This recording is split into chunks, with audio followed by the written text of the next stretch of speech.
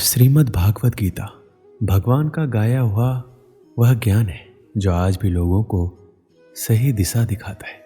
जिस तरह आज हम कई बार तमाम कारणों के चलते अपने कर्तव्यों से विमुख हो जाते हैं और हार कर समस्याओं से पलायन करने लगते हैं, उसी प्रकार महाभारत के युद्ध के समय निराश असमंजस की स्थिति में दिखाई देते हैं।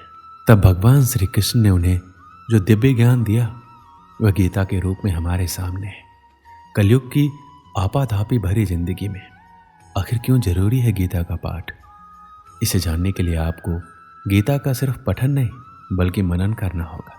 दरअसल जब कभी कोई व्यक्ति कर्तव्य पथ पर चलते हुए व्यक्तिगत, पारिवारिक, व्यावसायिक या ऐसे किसी विचार व्यूह में उलझता है तो उसे उसके माध्यम से सही रास्ता प्राप्त होता है। जीवन के उस मोड़ पर जब कोई व्यक्ति को कोई रास्ता नहीं सूझता तब वह खुद को तमाम समस्याओं से घिरा पाता है तो कर्तव्य अकर्तव्य के असमंजस में फंस जाता है। उस मुश्किल समय में श्रीमद् भागवत गीता उसका हाथ थामती है और मार्गदर्शन करती है। एक बार माता पार्वती महादेव जी से पूछते हैं कि किस ज्ञान के बल पर संसार के सब लोग आपको शिव कहकर पुकारते हैं। पूछते हैं मृगछाला ओढ़े और अपने सभी अंगों में शमशान की विभूति लगाए, गले में सर्प और नर मुंडों की माला पहने हुए हो, इनमें से तो कोई पवित्र नहीं है, फिर आप किस ज्ञान से पवित्र माने जाते? तब महादेव ने उत्तर दिया, हे प्रिय सुनो, मैं गीता ज्ञान को अपने हृदय में धारण करने से पवित्र माना जाता हूँ। इस ज्ञान से मुझे बाहर के कर्म नहीं व्यापते। तब पार्वती जी ने कहा, हे भगवान, जिस गीता ज्ञान की आप ऐसी स्तुति करते हैं उसके श्रवण से कोई कृतार्थ भी हुआ है? महादेव ने उत्तर देते हुए कहा, इस ज्ञान को सुनकर बहुत से जीव कृतार्थ हुए हैं और आगे भी होंगे। दोस्तों, आज के इस वीडियो में आप सभी को गीता का प्रथम अध्याय के बारे में हम विस्तृत जानकारी देंगे, तो इस वीडियो को पूरा जरूर देखिएगा। श्रीमद् भागवत गीता के सबसे पहले दो शब्द धर्म क्षेत्रे कुरुक्षेत्रे।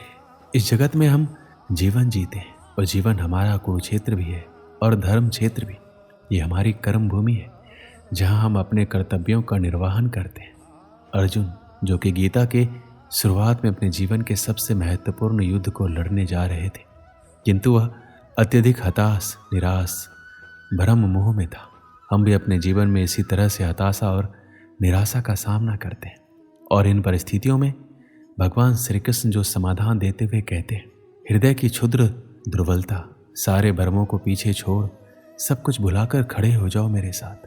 तो यहाँ श्री कृष्ण जी अर्जुन को केवल शाब्दिक ज्ञान ही नहीं अपितु प्रायोगिक ज्ञान भी प्रदान करते हैं जिससे उसे विजयश्री प्राप्त होती है। तो यही शुरुआती दो शब्द हमें जीवन के लिए गूढ़ प्रेरणा और दिशा प्रदान कर रहे हैं। क्या आप जानते हैं गीता का अर्थ क्या होता है? गीता शब्द का अर्थ है गीत और भागवत शब्द का अर्थ है भगवान। अक्सर भागवत गीता को भगवान का गीत कहा जाता है। यह भगवान का गीत है, इसलिए गीता का नाम गीता ही पड़ा। गीता में लिखा है, क्रोध से भ्रम पैदा होता है, भ्रम से बुद्धि व्यग्र होती है, जब बुद्धि व्यग्र होती है तब तर्क नष्ट हो जाता है और जब तर्क मरता है तो मनुष्य का विवेक नष्ट हो जाता है और उसका पतन शुरू हो जाता है। इस आधार पर कई ज्ञान और बुद्धि को खोलने वाली बातें लिखी है। जब हम शत्रु और समस्या को देखते हैं तो हमें बहुत ही बड़ी और विकराल दिखाई देती है और मन में ये डर भी रहता है कि अगर हम इसमें घुस गए तो क्या होगा? क्या हम इस समस्या से बाहर आ पाएंगे? क्या हम जीत पाएंगे? कुछ इसी प्रकार की सोच से दुर्योधन भी गुजर रहा था। दुर्योधन गुरु द्रोणाचार्य से कहता है कि बड़े बड़े धनुष वाले तथा युद्ध में भीम और अर्जुन के सामने सूरवीर तथा महारथी राजा द्रुपद, चिकितान तथा बलवान काशीराज, पुरुजित, सुभद्रा पुत्र अभिमन्यु एवं द्रौपदी के पांचों पुत्र, ये सभी के सभी महारथी हैं। इससे हमें ये पता चलता है कि चाहे शत्रु हो या शत्रु की जैसी समस्या, उसके बारे में सब कुछ जानना चाहिए। समस्या के हर पहलू से हमें वाकिफ होना चाहिए और उसके हर अंग के बारे में हमें मालूम होना चाहिए, जैसे कि उस स्थिति में दुर्योधन भी कर रहा था। इसमें दुर्योधन आगे द्रोणाचार्य से कहता है, हे ब्राह्मण श्रेष्ठ, पांडवों की सेना के योद्धाओं को तो आपने देख लिया। उसके बाद दुर्योधन अपनी सेना के महारथियों का परिचय देता है। समस्या के बारे में सब कुछ जान लेने के बाद अपने पक्ष में सोचने की बारी आती है। दोस्तों, हमें ये भी जानना होता है कि हमारे पक्ष में कौन कौन से मजबूत बिंदु हैं जिससे हम उस समस्या पर विजय प्राप्त कर सकते हैं। जिस तरह से हम वर्तमान समय में हमारे जोखिमों का आकलन करते हैं, वैसे ही दुर्योधन भी अपनी शत्रु की सेना को देखते हुए दोनों सेनाओं के योद्धाओं की बात करते हुए आगे होने वाले युद्ध के लिए तैयार हो रहे हैं। चुनौती को हर तरीके से समझकर ही उससे विजय प्राप्त की जा सकती है। युद्ध में जब तैयारी होती है तो वो दोनों तरफ से होती है और हर पक्ष अपने विजय की आशा में अपनी सेना को भरोसा देता है।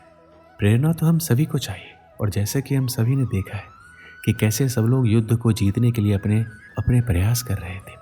महाभारत का युद्ध ऐसा था जिसमें हर बड़ा योद्धा भाग ले रहा था, और ऐसे मौक़ों को कोई कैसे छोड़ सकता था। इसमें हमारे लिए ध्यान देने वाली बात यह है कि सच्चा योद्धा तो वही है जो युद्ध के लिए तत्पर रहे, युद्ध को अपना जीवन माने या चुनौती माने, जो भी माने, परंतु इसके लिए हमेशा तैयार रहे। श्री कृष्ण कहते हैं कि मनुष्य स्वभावतः वह सब कुछ पाने का पात्र नहीं है और जो वो चाहता है। हम सब चाहते हैं कि हम स्वतः ही किसी चीज़ के हकदार हैं, तब हम उसे पाने के लिए दूसरों के आगे पीछे चलना शुरू कर देते हैं। जब भी हम दुर्योधन के बारे में सोचते हैं तो वह एक ईर्ष्यालु और व्यक्ति के रूप में सामने आता है। लेकिन क्या आपने कभी ये सोचा है कि हम सभी में कहीं ना कहीं दुर्योधन भी है? हम ईर्ष्यालु हो सकते हैं और हम वही चाहते हैं जो दूसरों के पास है। कार्य के पीछे का इरादा ही मायने रखता है। जो लोग केवल कर्म के फल की इच्छा से प्रेरित होते हैं वो दुखी होते हैं, क्योंकि वो जो करते हैं उसके परिणाम के बारे में लगातार चिंतित रहते हैं।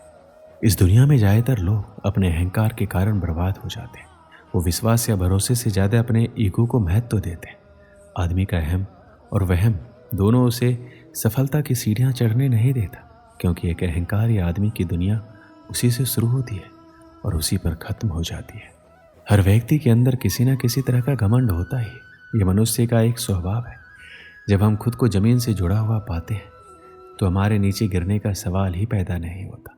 लेकिन जब सफल होने पर हम खुद को आसमान में ले जाते, अपने दिमाग को चढ़ाने लगते, तब हमें आसमान से नीचे गिरने में देर नहीं लगती।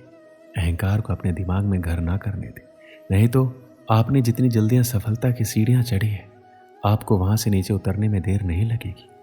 एक समय की बात है, रामनगर गांव में एक बूढ़ा आदमी अपने पुत्र के साथ रहता था। बीमार होने के कारण बूढ़े आदमी ने अपनी बहुत सी संपत्ति अपने पुत्र के नाम कर दी। उसने अपनी वसीयत में लिखा कि उसकी सारी संपत्ति उसके मरने के बाद उसके पुत्र की हो जाएगी, और वसीयत के कुछ दिन बाद ही उसकी मृत्यु हो गई। संपत्ति इतनी थी, उसका पुत्र और आगे आने वाली 7 पुश्तें बिना कोई काम धंधा किए आराम से खा पी सकते थे। मगर उसका पुत्र अभी भी संतुष्ट नहीं था। वह अधिक से अधिक धन कमाना चाहता था। इसलिए उसने अपने सभी अचल संपत्ति बेच दी और भिन्न भिन्न वस्तुओं की खरीद कर उसका व्यापार करना आरंभ कर दिया। भाग्यवश वह बहुत कम समय में अत्यधिक सफल हुआ तथा शीघ्र ही पहले से अधिक धनवान हो गया। उसने इतना अधिक धन इकट्ठा कर लिया कि दूसरे व्यापारी उससे ईर्ष्या करने लगे। कभी कभी दूसरे व्यापारी या उसके मित्र पूछते तो वो कहता, मैं इसलिए उन्नति कर रहा हूँ कि मैं अपने धंधे को समझता हूँ और कठोर परिश्रम करता हूँ, और मैं अपने ग्राहकों को भी खुश रखना जानता हूँ। चूँकि उसने सचमुच व्यापार में तरक्की की थी, इसलिए उसके मित्र और अन्य व्यापारी उसकी सीखीबाजी को सच मानते थे। अपनी इस कामयाबी के कारण उसमें बड़ा ही अहंकार आ गया था, मगर उसे फिर भी अपने धन से संतुष्टि नहीं थी। वह अभी भी बहुत सा धन कमाना चाहता था। उसने व्यापार में अपने हाथ पैर फैलाने आरंभ कर दिए। आरंभ में तो उसे व्यापार में लाभ हुआ, मगर उसका अहंकार इतना बढ़ गया था कि भाग्य की देवी उससे अप्रसन्न हो गई। उसे व्यापार में घाटा होने लगा। पहली घटना तब हुई जबकि माल से भरा हुआ उसका समुद्री जहाज डाकुओं ने लूट लिया। दूसरी घटना में माल से लदा जहाज अरब सागर में डूब गया।